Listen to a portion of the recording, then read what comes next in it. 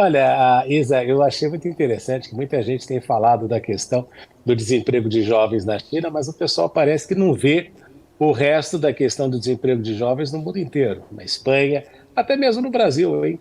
Então, é claro que se vai falar da questão do desemprego na China, porque efetivamente se tornou aí uma coisa muito corrente as pessoas ficarem criticando o processo de crescimento chinês. Mas eu sempre falo o seguinte: quem critica a China é porque não conhece o desenvolvimento chinês nos últimos anos e não tem sido capaz de testemunhar aquilo que tem acontecido. Mas veja por algum lado, veja por um lado importante aí a questão desse crescimento global chinês. 6 mil empresas chinesas estão investindo nos países da ASEAN. Houve ali um ganho no comércio de quase US$ 1 trilhão nesse processo todo. Então, o que a gente nota é que, embora nós falemos muito no Ocidente de que se tem a impressão de que a China está colapsando, coisa parecida, a impressão que você tem quando se observa a realidade dos números e a realidade do país, a gente nota que a situação é muito diferente. Hoje, por exemplo, eu participei de um seminário justamente sobre a questão de arbitragem dentro do BRICS e como os chineses veem a questão da arbitragem como sendo uma mola importante para investimento nos países dos BRICS. E nós estamos falando aí da questão de bilhões de dólares de investimento chinês dentro dos países do BRICS. Nós observamos também, outro dia, uma reunião que eu tive aqui também, um pessoal de Dubai dizendo que iria investir na China mais ou menos US$ 10 bilhões na questão de construção de imóveis. Então, a impressão que eu tenho toda vez que eu observo alguns comentaristas falando a respeito de dados sempre negativos com relação à China é que falta conhecer um pouco do país e entender a potencialidade que ele tem apresentado nos últimos anos. E uma das críticas que é sempre recorrente é de que a situação da China é muito complexa, está passando por enormes dificuldades, e obviamente, claro que está passando pelas dificuldades inerentes a 3 anos de pandemia, que foram extremamente prejudiciais para o país, porque foi prejudicial para o mundo inteiro também. E aquilo que se esperava que fosse uma recuperação em V, de repente passou para U e hoje virou L.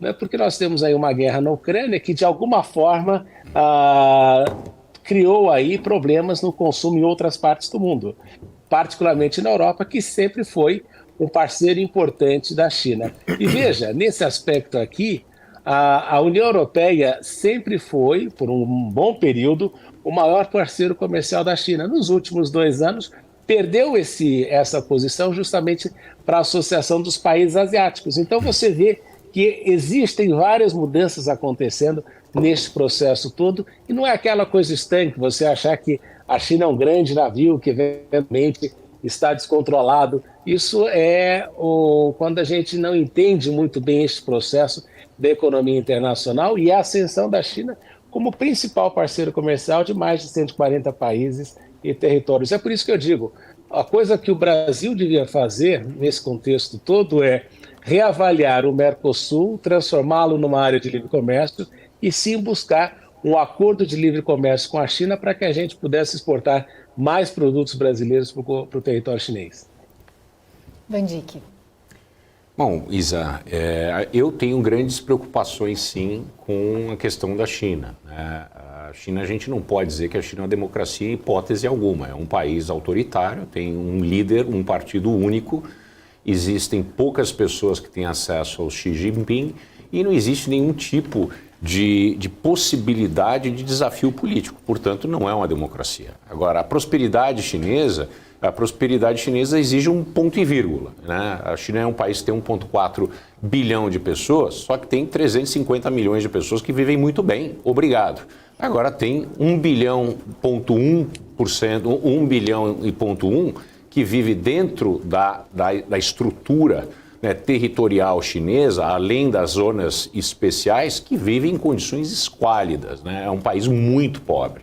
Então a gente tem, através dessa situação, uma grande dúvida, né, do que vai acontecer com a China nos próximos 5 a 10 anos, porque a situação atual ela é insustentável.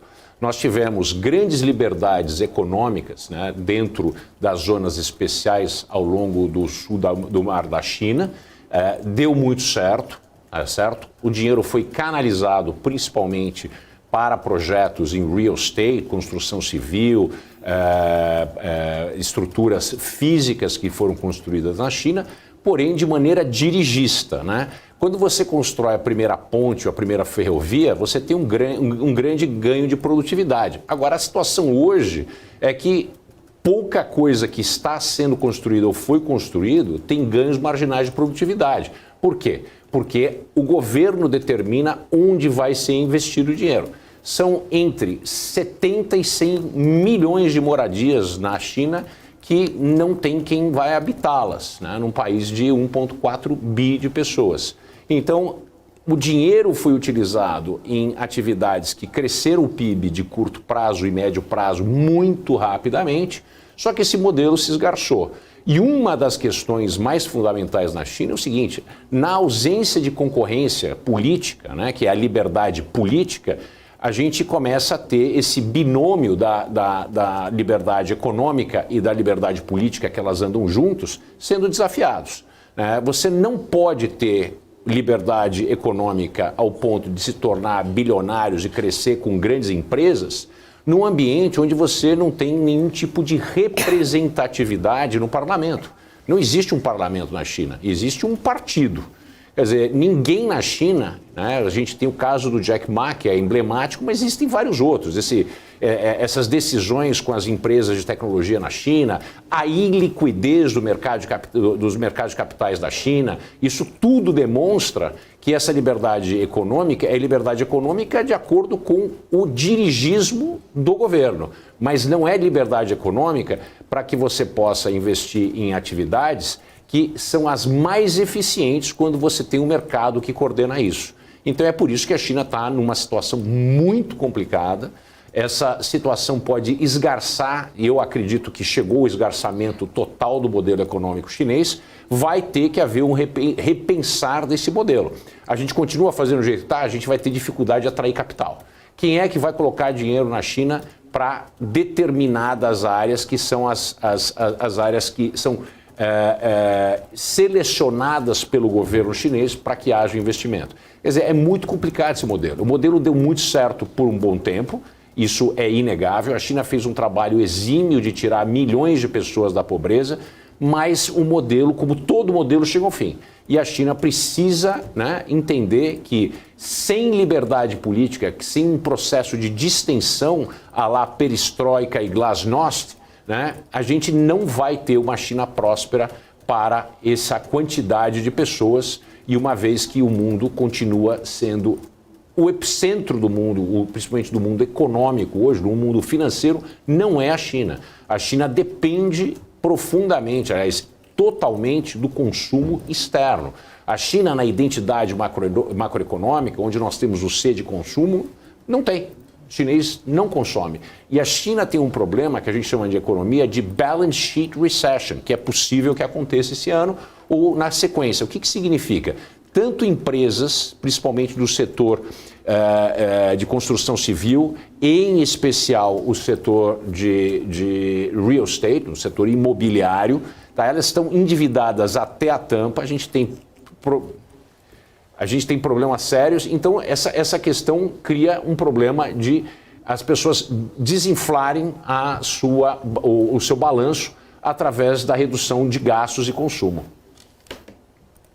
Tá certo, eu quero agradecer então a participação tanto para o Van Dijk quanto para o professor Marcos Vinícius de Freitas. A gente tem posso fazer um comentário 40 segundos, rápido? Claro, um minutinho aí para sua réplica. Não, só duas coisas importantes para levar em consideração. Em primeiro lugar, durante o governo Xi Jinping, a China dobrou o PIB. Dobrou o PIB. Né? Isso é uma coisa muito importante que as pessoas, às vezes, não levam em consideração. Em segundo lugar, o país mais endividado do mundo se chama Estados Unidos da América. E ninguém está apostando contra a situação do desenvolvimento econômico dos Estados Unidos em razão do endividamento. Em terceiro lugar, é só dar uma olhada no nível de consumo doméstico na China para se ter uma ideia daquilo que se gasta num país. Então, a ideia de que não existe consumo na China é realmente não estar analisando efetivamente o que acontece dentro do mercado chinês. um dos países que gasta 6 a 8% do seu PIB com presentes, não é um país que tem um nível baixo de consumo. E, obviamente, a gente tem que levar em consideração que, com uma população de 1,4 bilhão de pessoas, o país vai ter seus problemas de desenvolvimento. Os chineses dizem que a China é um país em desenvolvimento e sempre será, porque ela tem 1,4 bilhão de pessoas, tem um território vastíssimo e uma parte do território tem os seus problemas. É montanha, é deserto e são áreas difíceis de desenvolver. Então, a gente não pode querer pegar e dizer que não, eu preciso ter liberdade econômica e democracia. Isso é alguma coisa que se criou. O modelo chinês, de alguma forma, está dizendo que, no caso asiático, não estou dizendo que isso aqui é global e aplicável em outras partes do mundo, mas estou dizendo que o modelo funcionou aqui, tem funcionado, e a expectativa é de que as pessoas continuem investindo aqui. Eu não vejo ninguém dizendo, não, vou tirar meu dinheiro da China por causa disso. Vai tirar sim, porque vai continuar a questão de guerra fiscal e uma guerra de narrativas. Mas o processo do crescimento chinês, nos próximos anos, eu não diria não, porque o objetivo do partido é, inclusive, chegar a uma renda per capita de 20 a 25 mil dólares. E isto, sim, é disruptivo e extremamente importante para o Brasil como um parceiro de sinergia da China.